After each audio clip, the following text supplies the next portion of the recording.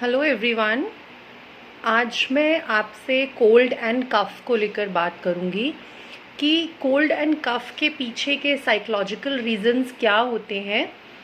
Normally वैसे तो cold and cuff seasonal रहता है। जब सीज़न चेंज होता है, मौसम बदलता है, जैसे आजकल का सीज़न है, तो नॉर्मल वे में हमें कोल्ड एंड कफ़ हो जाता है, फ्लू हो जाता है, कई लोगों को बुखार आ जाता है। बट कई बार क्या होता है, बहुत बार लगातार कोल्ड एंड कफ़ की प्रॉब्लम लोगों के अंदर बनी रहती है।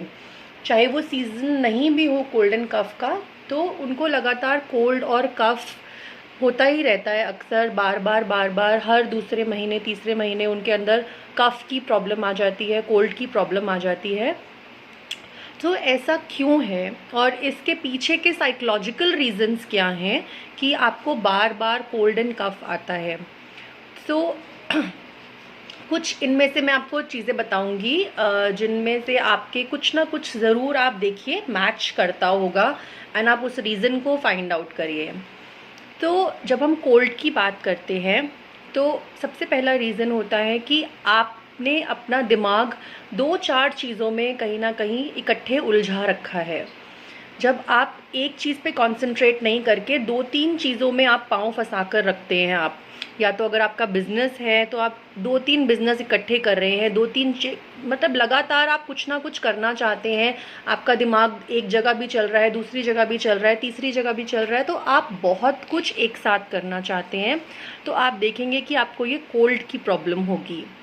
जो सेकंड रीज़न है वो ये है कि आप कंफ्यूज रहते हैं बहुत ज़्यादा, जो कि फर्स्ट रीज़न से ही रिलेटेड है। आप कहीं ना कहीं अगर दो तीन चीज़ों में पाँव फंसा के रखेंगे, हर चीज़ के बारे में सोचेंगे, तो आपका माइंड भी उठ रहेगा। तो जब ऐसी चीज़ होती है, ऐसी सिचुएशन होती है, तो आपको लगातार कोल्ड की प्रॉब्लम आती है। थर्ड रीज़न होता है कि आप छोटी छोटी बातों पे अगर हर्ट हो जाते हैं। कभी आपको किसी ने कोई बुरी बात बोल दी, आप हर्ट हो गए और आपको दो तीन दिन तक आप उस बात को मन में रखते हैं। या बिजनेस में आपको किसी ने आपका कोई डील ख़राब कर दी, धोखा दे दिया, कुछ कर दिया, तो आपने उसको पकड़ ली उस बात को और आप हर्ट हो गए। या फिर छोटी छोटी बातों पे अगर आपकी हर्ट होने की टेंडेंसी है, तो आपको लगातार कोल्ड की प्रॉब्लम बनी रहती है। तो ये दो तीन रीज़न्स हैं, आप इनको फाइंड आउट करिए और आपके लिए वो क्या रीज़न है उसको आप रिलीज़ करिए। अब जब हम कफ़ की बात करते हैं तो कफ़ क्यों आता है हमारी बॉडी के अंदर साइकोलॉजिकली, क्या रीज़न होता है कफ़ आने का कि बार बार कफ़ बना रहता है, हमें बार बार कफ़ आता है।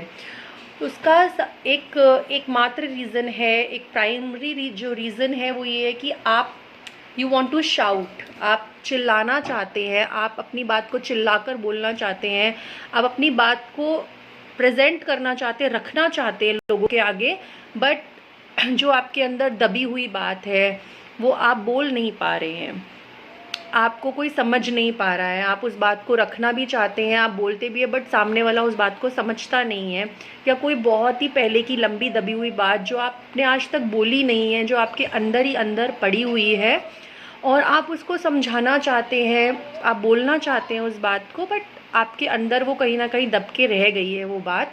तो इस कारण से आपकी ये कफ की प्रॉब्लम क्रिएट हो जाती है और लगातार आपकी बॉडी ही आपको साइंस देती है। देखिए हर चीज़ के आपके ये आपका थ्रोट चक्रा ब्लॉक हो जाता है, तो बार बार आपका थ्रोट चक्र आपको इंडिकेशन दे रहा है कि मुझे कुछ बोलना है, मैं कुछ बोलना चाहता हूँ, और बार बार आपको इंडिकेशन दे रहा है ख़राब होकर कि यहाँ से आपको कुछ रिलीज़ करने की ज़रूरत है, आप रिलीज़ करिए उस चीज़ को।